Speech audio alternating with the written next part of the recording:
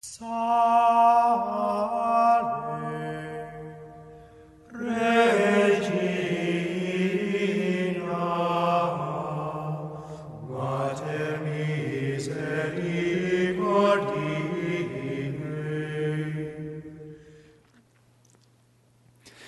This feast of Our Lady of Lourdes, Our Lady gave several messages there at our Lourdes.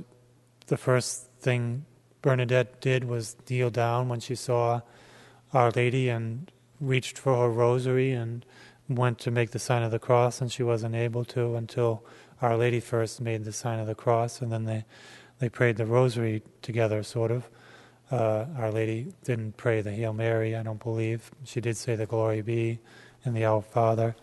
But her rosary was the color of the roses on her feet, representing roses, roses as we pray each Hail Mary on the crown of Our Lady.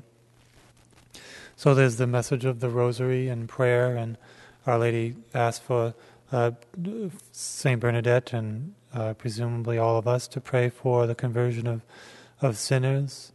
And the message also of penance, to do penance, to reform our life in that sense, reform our life to turn away from sin.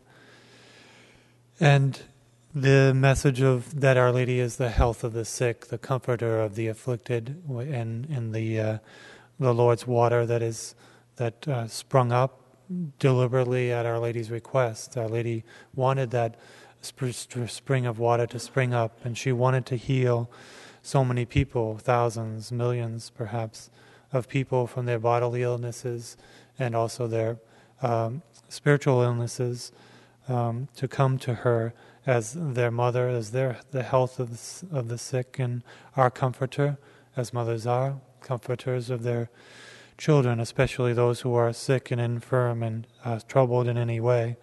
We are to come to Our Lady, and Our Lady of Lourdes is that reminder to us that we should come to her as the health of the sick.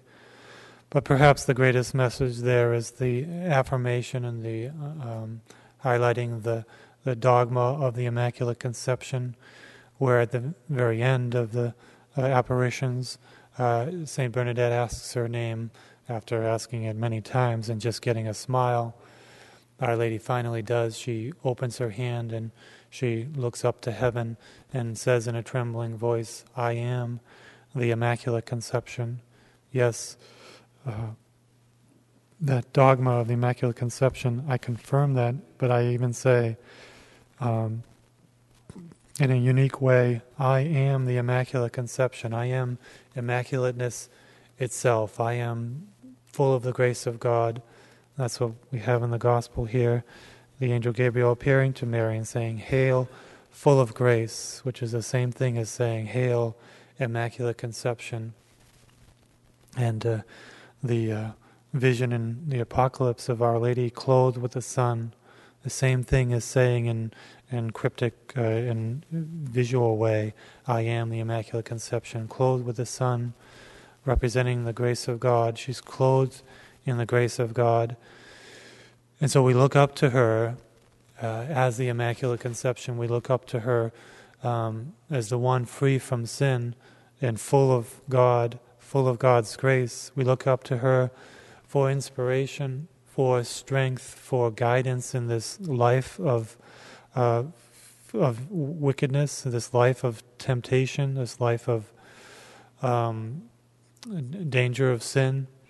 And we look up to her as that perfect, stellar, shining brightness and limpid purity, for that purity that we want to have. We want to shed all the imperfections from our soul, because she is completely perfect as a creature, completely perfect in freedom from sin and pleasing God in a perfect way. So we are looking at perfection here.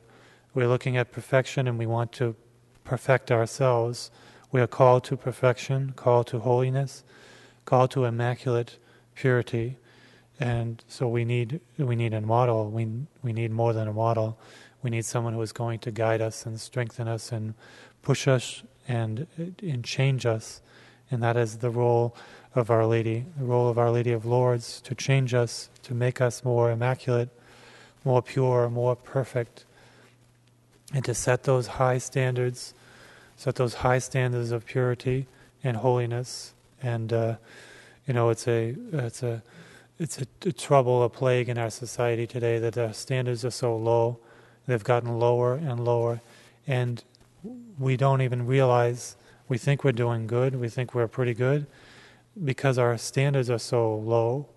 And if we really look at the standards of the saints, the standards of even the Middle Ages, the standards of even before Vatican II sometimes, the standards were higher, and the people were better, and in many cases they were, not always. There were some corrupt times in the history of the Church, of course, but they were certainly better than today, 100 years ago, or 50 even, 60 years ago.